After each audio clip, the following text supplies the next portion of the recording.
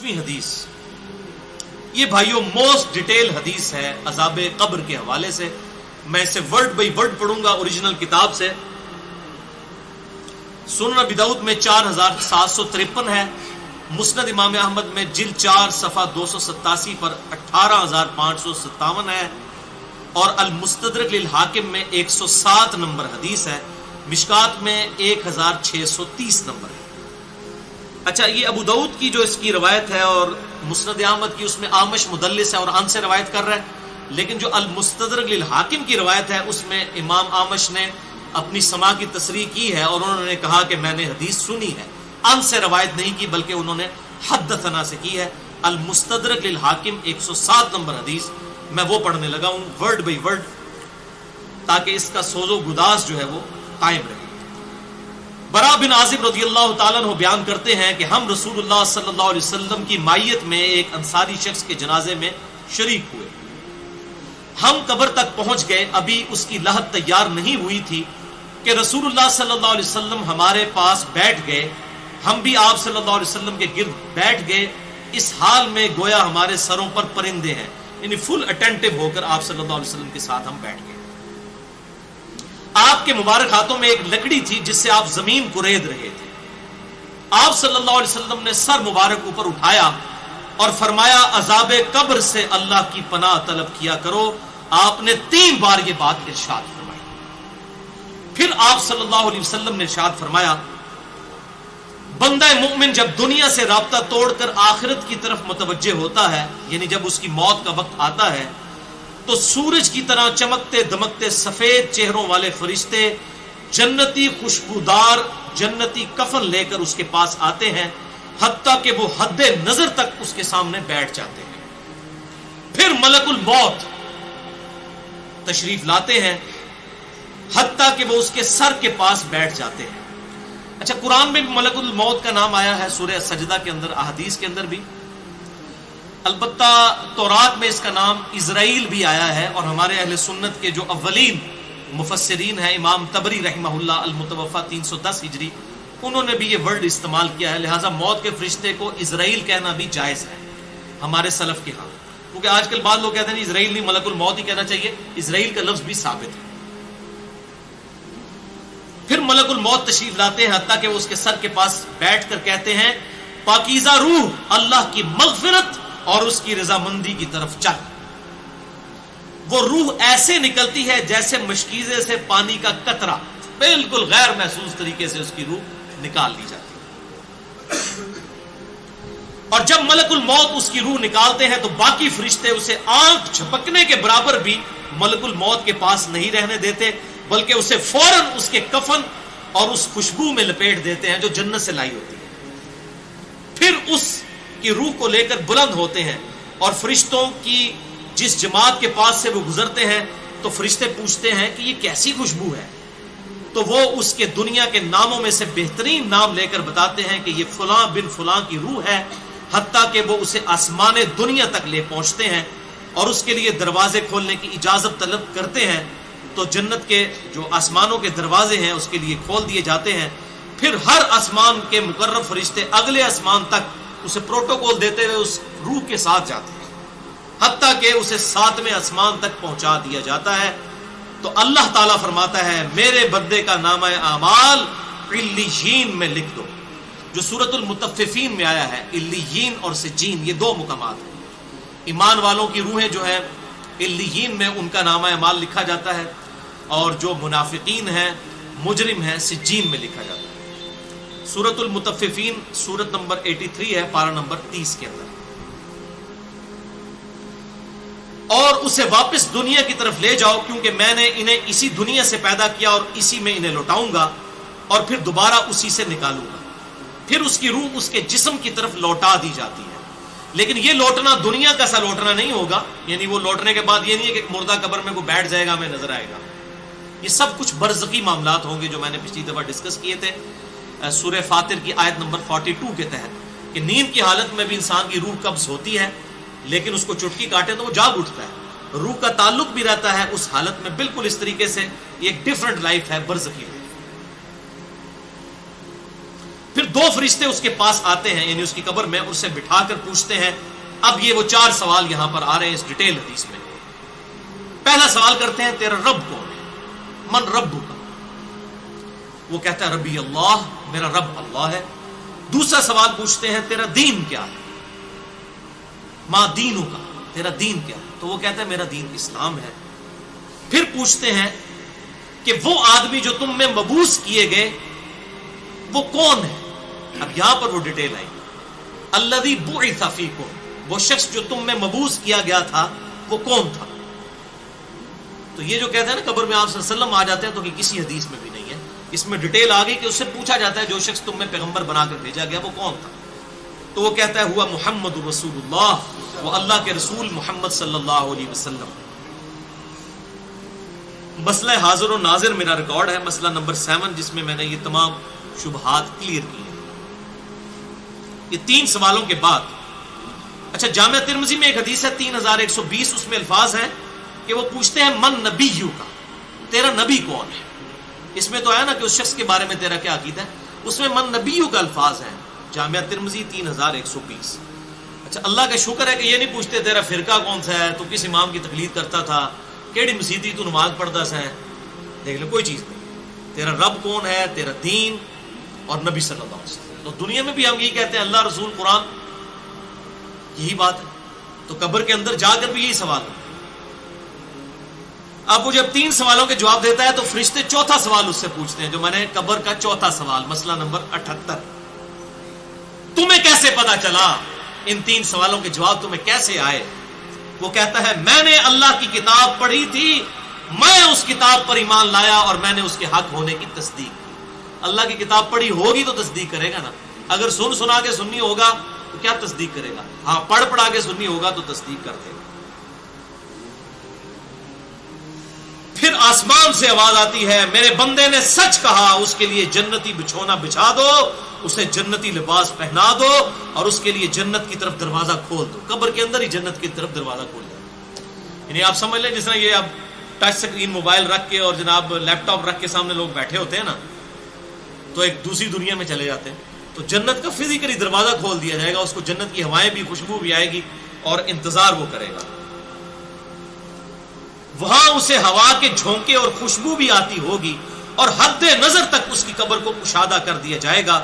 خوبصورت چہرے، خوبصورت لباس اور بہترین خوشبو والا ایک شخص اس کے پاس قبر میں آئے گا اور کہے گا اس چیز سے خوش ہو جا جو چیز تجھے خوش کر دے، یہ وہ دن ہے جس کا تجھ سے وعدہ کیا جاتا تھا. وہ شخص پوچھے گا کہ اے شخص تو کون ہے، تیرا چہرہ بھلائی لانے والا چہرہ ہے. وہ جواب دے گا میں تیرا عمل صالح ہوں. یعنی نیک اعمال ایک خوبصورت انسان کی شکل میں اس کی قبر میں آ جائے گا. تو پھر وہ شخص کہے گا اے اللہ، اے میرے رب، جلدی کر، فوراً قیامت قائم فرما دے حتیٰ کہ میں اپنے اہل و عیال کی طرف چلا جاؤں. یعنی مومن کہے گا اللہ جلدی جلدی قیامت آئے، مجھے تو اینڈ رزلٹ نظر آ رہا ہے، مجھ سے انتظار نہیں ہوتا، فوراً قیامت آ جائے. ابھی سائملٹینیس کنٹراسٹ آنے والا ہے اس میں. جب کافر اور مجرم شخص دنیا سے جاتا ہے تو آپ صلی اللہ علیہ وسلم نے فرمایا سیاہ چہروں والے فرشتے بالوں سے بنا ہوا ایک کمبل لے کر آسمان سے نازل ہوتے ہیں اور حد نظر فاصلے تک اس کے سامنے بیٹھ جاتے ہیں. پھر ملک الموت، موت کا فرشتہ آتا ہے حتیٰ کہ اس کے سر کے پاس بیٹھ جاتا ہے اور کہتا ہے خبیث روح اللہ کی ناراضگی کی طرف چل. وہ روح اس کے جسم میں پھیل جاتی ہے تو وہ ملک الموت اس طرح اسے کھینچتا ہے جیسے لوہے کی سلاخ کو گیلے اون میں سے کھینچا جاتا ہے، چھس کر کے.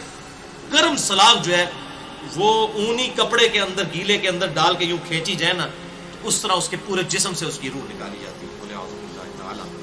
پھر ملک الموت سے باقی فرشتے اس کی روح کو لے کر پلک جھپکنے کے برابر بھی وہاں نہیں رہنے دیتے حتیٰ کہ وہ اسے بالوں سے بنے ہوئے کمبل میں لپیٹ لیتے ہیں اور اس سے زمین کے مردار سے نکلنے والی انتہائی بری بدبو نکلتی ہے.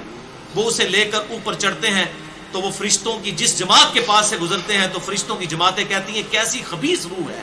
وہ کہتے ہیں یہ فلاں بن فلاں کی روح ہے اور وہ اس کی دنیا کا انتہائی کبھی نام لے کر بتاتے ہیں حتیٰ کہ اسے آسمانی دنیا تک لے جایا جاتا ہے. اس کے لیے دروازے کھولنے کے لیے درخواست کی جاتی ہے تو آسمان کے دروازے اس کے لیے نہیں کھولے جاتے. پھر رسول اللہ صلی اللہ علیہ وسلم نے سورۃ الاعراف کی آیت پڑھی کہ ان کے لیے آسمانوں کے دروازے نہیں کھولے جائیں گے, وہ جنت میں داخل بھی نہیں ہوں گے حتیٰ کہ اونٹ سوئی کے سوراخ سے گزر جائیں. یہ سورۃ الاعراف کی آیت آپ صلی اللہ علیہ وسلم نے پڑھی. پھر آپ صلی اللہ علیہ وسلم نے فرمایا کہ اللہ تعالیٰ فرماتا ہے اس کی کتاب کو سب سے نچلی زمین میں سجین میں لکھ دو, پھر اس کی روح کو شدت کے ساتھ پٹ کھا جاتا ہے. پھر آپ صلی اللہ علیہ وسلم نے یہ آیت تلاوت فرمائی سورہ الحج کی, جو شخص اللہ کے ساتھ شرک کرتا ہے گویا وہ آسمان سے گر پڑا تو اب پرندے اسے اچک کر لے جائیں یا کسی دور جگہ پر پھینک دیں. پھر اس کی روح اس کے جسم میں لوٹا دی جاتی ہے اور 2 فرشتے اس کے پاس آ کر اس سے پوچھتے ہیں تیرا رب کون. اب اس سے بھی سوال ہوتا ہے. وہ حیرت زدہ ہو کر کہتا ہے ہائے افسوس ہائے افسوس, میں نہیں جانتا میں نہیں جانتا. پھر پوچھتے ہیں تیرا دین کیا ہے, وہ پھر حیرت زدہ ہو کر کہتا ہے ہائے افسوس میں نہیں جانتا میں نہیں جانتا. پھر اس سے پوچھتے ہیں کہ جو شخص تم میں مبعوث کیے گئے وہ کون تھے, تو کہتا ہے ہائے افسوس میں نہیں جانتا میں نہیں جانتا. پھر آسمان سے آواز آتی ہے اس نے جھوٹ بولا, اس کے لیے جہنم کا بچھونا بچھا دو. اور بخاری میں الفاظ ہیں 1374. اس کے جواب میں فرشتے پھر اس سے چوتھا سوال کیا کرتے ہیں, لا دریتا ولا تلیتا, اور تو نے خود پڑھ کر سمجھنے کی کوشش کیوں نہیں کی, یا جو لوگ سمجھے ہوئے لوگ تھے کتاب و سنت کے منہج پر چلنے والے لوگ تھے ان کے ساتھ تو کیوں نہیں چلا. اللہ تعالیٰ فرماتا ہے اس کے لیے جہنمی بچھونا بچھا دو, جہنم کی طرف ایک دروازہ کھول دو, وہاں سے گرمی اور گرم ہوا اس کی قبر میں آتی رہے گی. اس کی قبر کو اس قدر تنگ کر دیا جائے گا کہ اس کی پسلیاں ایک دوسرے کے اندر داخل ہو جائیں گی, اور ایک قبیح چہرے والا شخص قبیح لباس میں انتہائی بدبودار حالت میں اس کے پاس آئے گا اور اسے کہے گا تمہیں ایسی چیزوں کی بشارت ہو جو تمہیں غمزدہ کر دیں, یہ تیرا وہ دن ہے جس کا تجھ سے وعدہ تھا. وہ پوچھے گا تو کون ہے, تیرے چہرے سے تو خیر کی توقع نظر نہیں آتی. وہ جواب دے گا میں تیرا خبیث عمل ہوں جو تو دنیا میں کیا کرتا تھا. بات عمل کے ساتھ ہی ہے, صرف کلمہ پڑھنا کافی نہیں ہے, عمل. پھر وہ کہتا ہے میرے رب قیامت قائم نہ کرنا, اے میرے رب قیامت قائم نہ کرنا. مومن کیا کہتا ہے قیامت قائم کر رہا ہے اللہ. اب یہ وہ حدیث ہے وہ جس اس آیت کو حل کرتی ہے جو پچھلی دفعہ ایک بھائی نے سوال بھی کیا تھا. سورہ یاسین کی آیت نمبر ہے 52. قالوا یا ویلنا من بعثنا من مرقدنا, یعنی جب قبروں سے نکالا جائے گا مجرموں کو وہ کہیں گے ہائے افسوس ہمیں کس نے ہماری قبروں سے باہر نکالا. تو اللہ تعالیٰ کیا فرمائے گا, ھذا ما وعد الرحمن وصدق المرسلون, یہی ہے وہ جس کا وعدہ رحمان نے کیا تھا اور رسولوں نے سچا کہا تھا. تو کہتے ہیں جی منکرین عذاب قبر کہتے ہیں جی وہ انسان کیوں کہتے ہیں ہماری قبروں سے کس نے اٹھا لیا, تو اس پہ عذاب تو نہیں ہوتا, عذاب تو ہو رہا ہے. وہ آپ دیکھیں اس وہ حدیث میں کیا کہہ رہا ہے, اللہ قیامت قائم نہ کرنا, یعنی یہ عذاب تو آیا, قیامت آئی تو پھر بڑا عذاب بھی مجھ پر آئے گا. تو اسی لیے وہ اس حیرت زدہ ہوگا قیامت والے دن کہ اب میرے اوپر اگلی مصیبت آ گئی, عذاب کی چوتھی اور فائنل قسط بھی میرے پر آنے والی ہے. اللہم اجرنا من النار. 11ویں حدیث سنن نسائی میں 1834, مشکات میں 1629. ابو ہریرہ رضی اللہ تعالیٰ عنہ کہتے ہیں آپ صلی اللہ علیہ وسلم نے فرمایا جب مؤمن شخص کی موت کا وقت آتا ہے تو رحمت کے فرشتے سفید ریشم لے کر آتے ہیں اور کہتے ہیں راضی ہونے والی پسندیدہ روح نکل, اللہ کی راحت اور رزق کی طرف چل, رب تجھ پر ناراض نہیں. تو وہ بہترین کستوری کی خوشبو کی طرح نکلتی ہے حتیٰ کہ وہ ایک دوسرے سے اسے لے کر اس طرح کرتے کرتے آسمان کے دروازوں تک پہنچ جاتے ہیں. تو وہ کہتے ہیں زمین سے یہ کیسی پاکیزہ خوشبو تمہارے پاس آئی ہے. وہ اسے مومنوں کی روح کے پاس لے جاتے ہیں, یعنی نیک آدمی کی روح کو, جو پہلے مومن مر چکے ہیں ان کی روحوں کے پاس. تو انہیں اس کے آنے پر اس سے بھی زیادہ خوشی ہوتی ہے, یعنی مومن انتظار کر رہے ہوتے ہیں اور ویلکم کرتے ہیں. جیسا کہ تم میں سے کسی کو اپنے بچھڑے ہوئے شخص کے ملنے پر خوشی ہوتی ہے. تو وہ آلریڈی جو مردہ روحیں وہاں پر پہنچی ہوتی ہیں, جو مر چکے شخص جو ہوتے ہیں ان کی روحیں, وہ نئی آنے والی روح سے پوچھتے ہیں فلاں کا کیا حال ہے, فلاں کا کیا حال ہے. پھر وہ کہتے ہیں اسے چھوڑ دو کیونکہ یہ ابھی ابھی دنیا کے غم میں مبتلا ہو کر یہاں پر آیا ہے. تو مرنے والا شخص کہتا ہے کہ تم جس شخص کے بارے میں مجھ سے پوچھ رہے ہو وہ تو فوت ہو چکا ہے, کیا تمہارے پاس نہیں آیا؟ وہ کہتے ہیں اسے تو اس کے ٹھکانے ہاویہ یعنی جہنم میں پہنچا دیا گیا ہے. اور جب کافر شخص کی موت کا وقت آتا ہے تو عذاب کے فرشتے بالوں کا لباس لے کر اس کے پاس آتے ہیں اور اسے کہتے ہیں ناراض ہونے والی ناپسندیدہ روح نکل، اللہ کے عذاب کی طرف چل۔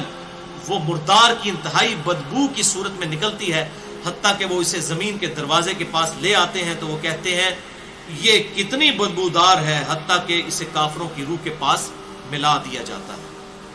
اب دیکھیں کہ وہ مومن پوچھ رہے ہوتے ہیں، اب میں اس کو ٹرانسلیٹ کر رہا ہوں، برا نہیں منانا۔ وہ مومن کہتے ہیں کہ فلاں شخص کا کیا حال ہے، فلاں بزرگ، فلاں مولوی صاحب، فلاں حضرت صاحب کدھر ہے؟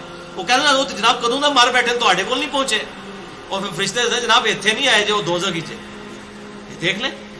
یعنی وہ اسی لیے پوچھ رہے ہوتے ہیں کہ تو چل ہم تک پہنچ گیا، فلاں بھی ایک دنیا میں بڑا کوئی مشہور نیک آدمی تھا، وہ کدھر گیا؟ تبھی تو وہ ایکسپیکٹ کر رہے ہوتے ہیں نا اس کو کہ اس کو بھی یہاں پہ آنا چاہیے۔ تو ان کو بتایا جاتا ہے کہ بھئی وہ یہاں پر نہیں، وہ کہیں اور پر ہے۔ 12ویں حدیث جامعہ ترمذی میں 1071 نمبر اور مشکات میں 130 نمبر ہے۔ سیدنا ابو ہریرہ کہتے ہیں نبی صلی اللہ علیہ وسلم نے فرمایا جب میت کو دفن کیا جاتا ہے تو 2 سیاہ فام نیلی آنکھوں والے فرشتے اس کے پاس آتے ہیں، ان میں سے ایک کو منکر اور دوسرے کو نکیر کہا جاتا ہے۔ سیاہ فام نیلی آنکھوں والے خطرناک شکل کے فرشتے منکر اور نکیر۔ پس وہ کہتے ہیں تم اس شخص کے بارے میں کیا کہا کرتے تھے، یعنی نبی صلی اللہ علیہ وسلم کے بارے میں سوال ہوتا ہے تو وہ کہتا ہے وہ اللہ کے بندے اور اس کے رسول ہیں، میں گواہی دیتا ہوں کہ اللہ کے سوا کوئی معبود نہیں اور محمد صلی اللہ علیہ وسلم اس کے بندے اور رسول ہیں۔ وہ دونوں فرشتے کہتے ہیں ہمیں پتا تھا تم یہی جواب دو گے۔ پھر اس کی قبر کو لمبائی اور چوڑائی میں 70 ہاتھ کشادہ کر دیا جاتا ہے۔ یہ 70 کہتے ہیں کثرت، حد نظر تک کشادہ کر دیا جاتا ہے۔ پھر اس کے لیے اس میں روشنی کر دی جاتی ہے، پھر اسے کہا جاتا ہے سو جا۔ وہ کہتا ہے میں اپنے گھر والوں کے پاس واپس جانا چاہتا ہوں تاکہ انہیں بتاؤں کہ میں کامیاب ہو گیا ہوں، لیکن وہ کہتے ہیں کہ تو دلہن کی طرح سو جا، جسے اس کے گھر کا عزیز ترین فرد ہی آ کر بیدار کرتا ہے، حتیٰ کہ اللہ تعالیٰ اسے اس کی خوابگاہ سے قیامت والے دن بیدار کرے گا۔ یعنی اسے لٹا دیا جائے گا، پھر اس پہ وہ کیفیت وہ جنت والی تاری رہے گی، پھر الٹیمیٹلی اللہ تعالیٰ اسے دوبارہ سے زندہ کرے گا۔ اور اگر وہ منافق ہوا تو وہ کہے گا میں نے لوگوں کو ایک بات کہتے ہوئے سنا تو میں بھی ویسے ہی کہا کرتا تھا، یعنی مجھے نہیں پتا، اللہ کی وہ گواہی نہیں دے سکے گا، رسول اللہ صلی اللہ علیہ وسلم کا اقرار نہیں کر سکے گا، میں کچھ نہیں جانتا۔ وہ فرشتے کہیں گے ہمیں پتا تھا تم یہی کہو گے، پس زمین سے کہا جاتا ہے اس پر تنگ ہو جا، وہ اس پر تنگ ہو جاتی ہے حتیٰ کہ اس کی ہڈیاں اور پسلیاں ایک طرف کی دوسری طرف آ جاتی ہیں، یوں بولے اعوذ باللہ تعالی، اور اسے مسلسل عذاب ہوتا رہے گا حتیٰ کہ اللہ اسے خوابگاہ سے دوبارہ زندہ کرے گا، یعنی قیامت تک اس پر وہ اس حالت میں عذاب رہے گا، ہمیں نظر نہیں آئے گا۔ جیسے سویا ہوا شخص ایک ڈراؤنا خواب دیکھتا ہے وہ تکلیف محسوس کرتا ہے، پاس کھڑا شخص نہیں محسوس کر سکتا۔ اور سنن دارمی میں ایک حدیث ہے صحیح سند کے ساتھ، مشکات میں 134 نمبر ہے کہ آپ صلی اللہ علیہ وسلم نے فرمایا 99 اژدہے اس پر، 99 جو ہے خطرناک ڈینجرس قسم کے سانپ اس پر مسلط کر دیے جاتے ہیں جو قیامت تک اسے ڈستے رہتے ہیں، اور وہ اتنے خطرناک اژدہے ہیں آپ صلی اللہ علیہ وسلم نے فرمایا کہ اگر ان میں سے کوئی ایک بھی دنیا پر اپنی پھنکار پھینک دے تو دنیا کی زمین کا بھی سبزہ نہ ہوا ہے، ایسا زہر ہے ان کے اندر۔ قل اعوذ باللہ تعالی اللہم اجرنا من النار، اللہم اجرنا من النار۔ یہ بھائیو عذاب قبر کیمرے سے نہیں دیکھا جا سکتا، یہ اللہ تعالیٰ نے پردہ رکھا۔ 13ویں حدیث جامعہ ترمذی میں 2308، سنن ابن ماجہ میں 4267، مشکات میں 132۔ سیدنا عثمان غنی رضی اللہ تعالیٰ عنہ جب بھی کسی قبر کے پاس سے گزرتے تو اتنا روتے کہ ان کی داڑھی تر ہو جایا کرتی۔ ساتھیوں نے پوچھا حضرت جب دوزخ کا ذکر کرتے ہیں اس وقت تو آپ کی آنکھوں میں آنسو نہیں آتے، لیکن قبرستان آ کر آپ پر ایسی حالت کیوں طاری ہو جاتی ہے؟